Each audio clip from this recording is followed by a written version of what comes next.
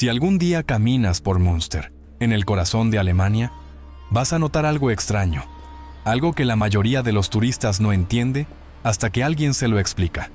En lo alto de la torre de la iglesia de San Lambert, cuelgan 3 jaulas de hierro, a casi 80 metros del suelo. Están vacías ahora, llevan vacías casi 500 años, pero no siempre lo estuvieron. En enero de 1536, 3 hombres fueron arrastrados a la plaza del mercado de Münster. Los ataron a postes frente a una multitud, gente que había venido de pueblos enteros para presenciar el espectáculo. Y entonces comenzó el castigo. Con tenazas de hierro calentadas al rojo vivo, los verdugos infligieron un tormento sistemático sobre los cuerpos de los prisioneros aún con vida. El procedimiento duró más de 1 hora. Los gritos se escuchaban desde las murallas de la ciudad. Cuando finalmente murieron, sus cuerpos fueron metidos en 3 jaulas de hierro. Los elevaron con cuerdas hasta la torre más alta de la iglesia, para que todo el mundo pudiera ver lo que les pasa a quienes desafían el orden de Dios y de los hombres. Esas jaulas siguen ahí. Hoy puedes levantar la mirada y verlas. Puedes tomarles una foto con tu teléfono. Y si te quedas mirando el tiempo suficiente, quizás te hagas la misma pregunta. ¿Qué hicieron esos hombres para merecer un castigo exhibido durante medio milenio? Para entender lo que acabas de escuchar, tenemos que retroceder exactamente 2 años. Y lo que vamos a encontrar es una de las historias más extrañas de toda la historia europea. Más violenta, más perturbadora. Una historia de profetas y fanáticos, de hambre y locura colectiva. Y de un hombre que convirtió una ciudad entera en su escenario personal. Estamos en el siglo XVI. Europa es un continente en llamas, aunque el fuego no siempre es visible. La Reforma Protestante ha roto la unidad religiosa del continente. Una unidad que se sostuvo durante más de 1000 años. Martín Lutero clavó sus tesis en la puerta de una iglesia en 1517. Y desde entonces, cada año trae un nuevo predicador. Una nueva interpretación de la Biblia. Una nueva razón para creer que el mundo está a punto de terminar. Entre todos estos grupos que brotan como hongos después de la lluvia, hay uno especial. Uno que llama la atención por su radicalidad. Los anabaptistas. ¿Qué los hacía diferentes? Su idea central era simple pero escandalosa para la época. El bautismo infantil no tenía validez. Un bebé no puede elegir su fe. Solo un adulto, con plena conciencia, puede decidir entregar su vida a Dios. Por eso exigían un segundo bautismo. El bautismo verdadero, el bautismo de los adultos. De ahí su nombre, anabaptistas, los que bautizan de nuevo. Esto puede parecer un detalle teológico menor. No lo era. En el siglo XVI, rechazar el bautismo infantil significaba rechazar la autoridad de la Iglesia, rechazar al Estado, rechazar toda la estructura social que mantenía unida a Europa. Los anabaptistas no solo cuestionaban un sacramento, cuestionaban todo el sistema. Y entre los predicadores anabaptistas más influyentes había un hombre llamado Melchior Hoffman, un visionario carismático que viajaba de ciudad en ciudad anunciando el fin del mundo. Hoffman profetizó que el regreso de Cristo ocurriría en 1533, que la ciudad de Estrasburgo sería la nueva Jerusalén. Viajó hasta allá para esperar el apocalipsis, pero el apocalipsis no llegó. Lo que llegó fue la policía. Las autoridades de Estrasburgo lo arrestaron y lo encerraron en una prisión. Ahí pasaría el resto de su vida. Aquí está la ironía que define toda esta historia. Melchior Hoffman encendió la mecha, convenció a miles de personas de que el fin estaba cerca, de que Dios iba a establecer su reino en la tierra. Pero cuando la explosión finalmente ocurrió, él estaba encerrado en una celda. El profeta que lo inició todo se perdió su propio apocalipsis, porque la explosión no ocurrió en Estrasburgo. Ocurrió en un lugar que nadie esperaba. Una tranquila ciudad mercantil en el noroeste de Alemania llamada Münster. El hombre que tomó la antorcha de Hoffman se llamaba Jan Matthys. Era un panadero de Haarlem, en los Países Bajos. Pero no tenía nada de ordinario. Matthys poseía una presencia física imponente, una voz que, según las crónicas, podía hacer temblar a una sala entera. Donde Hoffman había sido un predicador errante, Matthys era un organizador, un hombre de acción, y estaba convencido de algo muy concreto. Si Estrasburgo no iba a ser la Nueva Jerusalén, había que encontrar otra ciudad. En 1534, la oportunidad se presentó. Münster ya tenía una comunidad anabaptista creciente. Predicadores habían estado trabajando la ciudad durante meses, convirtiendo artesanos, comerciantes, trabajadores. Y cuando Mathys envió a sus emisarios, el terreno ya estaba preparado. Lo que sucedió después fue rápido y brutal. Los anabaptistas ganaron el control del consejo de la ciudad en febrero de 1534, y una vez en el poder, las máscaras cayeron. Declararon que Münster era la Nueva Jerusalén, la ciudad elegida por Dios para el fin de los tiempos. Y si era la ciudad de Dios, entonces no había lugar para los infieles. Los católicos y los luteranos recibieron un ultimátum: bautizarse de nuevo o irse. En pleno invierno, miles de personas fueron expulsadas de sus propias casas. Hombres, mujeres, ancianos, niños, echados de la ciudad donde habían nacido, sin más que la ropa que llevaban puesta. Las puertas de Münster se cerraron detrás de ellos. Dentro de las murallas comenzó la transformación. Todas las propiedades privadas fueron confiscadas. El dinero fue abolido. Todo pertenecía a la comunidad, es decir, todo pertenecía a los líderes. Luego vinieron los libros. Todos los libros de la ciudad fueron reunidos y quemados. Todos excepto uno: la Biblia. La única verdad permitida era la que Mathys y los suyos podían interpretar. Münster dejó de ser una ciudad. Se convirtió en un experimento, una teocracia radical. La voluntad de Dios, filtrada por la boca de un panadero convertido en profeta, era la única ley. Pero Mathys no iba a vivir para ver las consecuencias de lo que había creado. Era el domingo de Pascua de 1534. El obispo Franz von Waldeck había sido expulsado de Münster. Había reunido un ejército. Había establecido un cerco alrededor de la ciudad. Las tropas del obispo rodeaban las murallas, esperando. Dentro, los anabaptistas se preparaban para resistir. Y entonces, Jan Mathys hizo algo que nadie esperaba. Anunció que Dios le había enviado una visión, que debía salir de la ciudad con un puñado de seguidores, enfrentar al ejército del obispo, que Dios le daría la victoria, como se la dio a Gedeón, como se la dio a David contra Goliat. Sus seguidores le suplicaron que no lo hiciera. Eran quizás 20 hombres contra miles. Mathys salió de todos modos. Lo que pasó fue exactamente lo que cualquier persona con sentido común habría predicho. Mathys y sus seguidores fueron masacrados en cuestión de minutos. El cuerpo de Mathys fue mutilado. Según algunas crónicas, su cabeza fue clavada en una estaca. La pusieron frente a las puertas de la ciudad, para que los que estaban dentro pudieran verla. El primer profeta de la Nueva Jerusalén estaba muerto. La ciudad estaba sitiada, rodeada de enemigos. Acababa de perder a su líder. En ese momento, cualquier movimiento normal se habría derrumbado. Pero lo que pasó en Münster no fue un derrumbe. Fue una transformación. Porque había alguien esperando entre las sombras. Alguien que había observado a Mathys con atención, que había estudiado sus gestos, su forma de hablar, su capacidad de mover a las masas. Un hombre joven y apuesto, con una habilidad extraordinaria para capturar la atención de cualquier persona. Su nombre era Jan van Leyden, y antes de llegar a Münster había sido otra cosa. Antes de convertirse en profeta, antes de proclamarse rey, había sido actor. Lo que sucedió en Münster después de la muerte de Mathys no tiene paralelo. No en la historia europea medieval. No fue simplemente un cambio de liderazgo. Fue una producción. Jan van Leyden no asumió el poder con un discurso político. No convocó una reunión de ancianos. Lo que hizo, según los relatos de la época, fue correr desnudo por las calles de Münster. Salió de su casa sin una prenda de ropa. Corrió por las calles principales ante los ojos atónitos de miles de personas, y luego cayó en un trance. Cuando despertó, o cuando decidió que el trance había terminado, hizo un anuncio. Dios le había revelado un nuevo orden para la ciudad. El tiempo del consejo había terminado.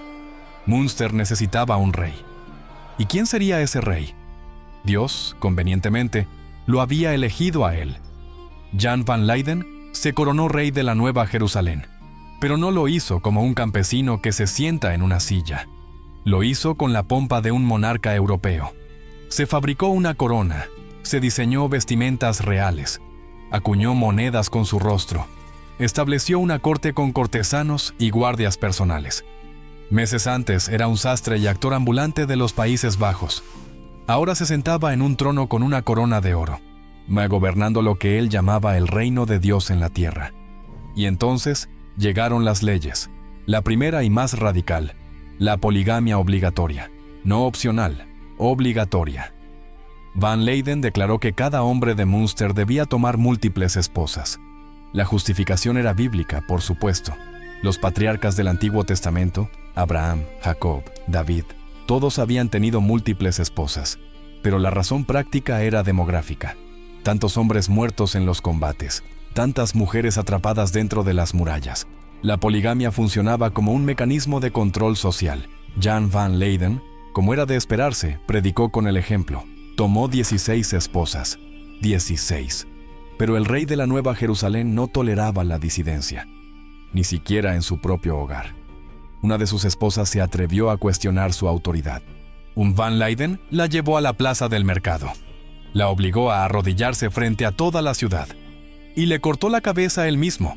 Después, según los cronistas del bando sitiador, él y sus esposas bailaron alrededor del cuerpo. ¿Notas lo que estaba pasando? Cada acto de Van Leyden era una escena, cada decreto era un monólogo, cada ejecución era un acto final con público cautivo. Este no era un hombre que gobernaba una ciudad, la dirigía como se dirige una obra de teatro, con un sentido del drama que solo un actor podía sostener.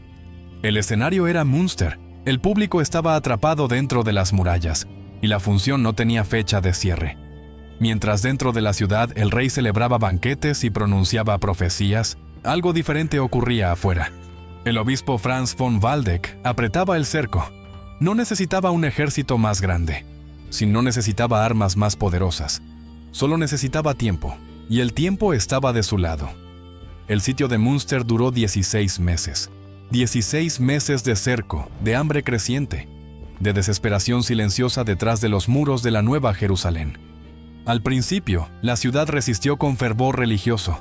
Los anabaptistas creían genuinamente que Dios intervendría, que enviaría un ejército celestial, que las murallas de sus enemigos caerían como las de Jericó. Dios no intervino.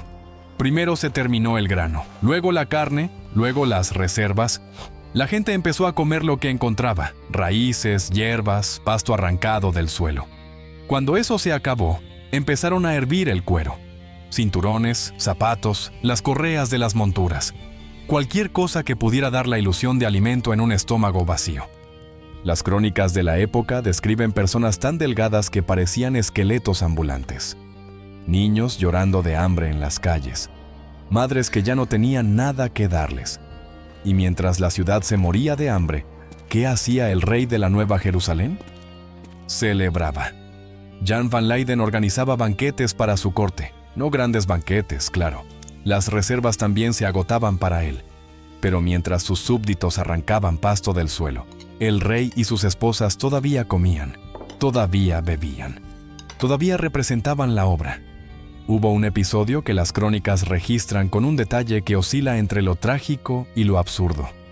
Un grupo de soldados defensores de la ciudad llevaban meses de sitio, hambrientos, agotados. Encontraron una reserva de vino que había permanecido oculta. Bebieron más, se emborracharon de golpe, como solo pueden emborracharse hombres con semanas de estómago vacío, rápido y completamente. Soldados que debían defender las murallas terminaron tirados en las calles, cantando y riendo, mientras el ejército del obispo acampaba a unos cientos de metros. Sería gracioso si no fuera el preludio de lo que vino después, porque la risa de esos soldados borrachos era el sonido de un movimiento que se desmoronaba desde dentro, y había alguien dentro de Münster que lo sabía mejor que nadie. Se llamaba Heinrich Gresbeck, era un artesano, había vivido todo el experimento anabaptista desde adentro, y había estado observando, tomando nota, registrando lo que veía, lo que escuchaba, lo que sobrevivía día a día. Su testimonio se convertiría en una de las fuentes más valiosas sobre estos hechos, sobre lo que realmente ocurrió dentro de esos muros. Pero Gresbeck no solo fue un cronista, fue algo más. En la noche del 24 de junio de 1535, Heinrich Gresbeck escaló las murallas de Münster, se entregó al ejército del obispo, y no llegó con las manos vacías, llegó con información. Les dijo a los soldados dónde estaban las debilidades en las defensas, donde los muros eran más bajos, donde los guardias eran menos y más débiles. La traición funcionó. En las primeras horas del 25 de junio, las tropas del obispo entraron en la ciudad. Lo que siguió fue una batalla que los defensores anabaptistas, debilitados por meses de hambre, apenas pudieron sostener. La lucha duró horas, no días. Cuando terminó, las calles de la Nueva Jerusalén estaban cubiertas de cadáveres. Jan van Leyden fue capturado. No murió peleando, no se inmoló como un mártir. Fue encontrado, arrestado y encadenado. Junto a él, capturaron a otros 2 líderes, Bernhard Knipperdolling y Bernhard Krechting. El rey de la Nueva Jerusalén ya no tenía corona, ni trono, ni escenario. Era un prisionero más. Lo que pasó después fue diseñado para enviar un mensaje que nadie pudiera ignorar, que nadie pudiera olvidar, que resonara a través de los siglos. El 22 de enero de 1536, los 3 hombres fueron sacados de sus celdas, Van Leyden, Knipperdolling y Krechting. Los llevaron a la plaza del mercado de Münster. La ciudad entera fue obligada a presenciar lo que iba a ocurrir. Pero no solo la ciudad. Vinieron espectadores de toda la región, campesinos, nobles, comerciantes, sacerdotes. Todos querían ver. Los 3 hombres fueron atados a postes de madera, y entonces los verdugos sacaron las tenazas. Eran tenazas de hierro, calentadas sobre brasas hasta brillar con un color rojo anaranjado.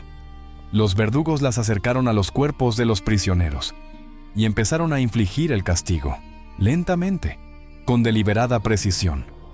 El procedimiento estaba diseñado no para matar rápido, sino para prolongar el sufrimiento el mayor tiempo posible. Jan van Leyden, según los relatos contemporáneos, soportó la tortura con una resistencia desconcertante. Las crónicas difieren. Algunas dicen que apenas emitió sonido, otras que sus gritos fueron los más terribles que la multitud jamás escuchó. Lo que nadie disputa es que la tortura duró más de 1 hora. 1 hora de tormento, de hierro al rojo vivo aplicado con calculada lentitud. Un espectáculo de horror público diseñado para superar en brutalidad cualquier cosa que Van Leyden hubiera montado. Porque eso era, ¿verdad? Un espectáculo. El obispo estaba haciendo exactamente lo mismo que Van Leyden había hecho. Usar el sufrimiento público como teatro, como mensaje, como instrumento de poder. La diferencia era que esta vez, el actor no dirigía la obra. Era el protagonista involuntario de su último acto. Cuando los 3 hombres finalmente murieron, sus cuerpos fueron colocados dentro de jaulas de hierro forjado. Las jaulas fueron cerradas con candados.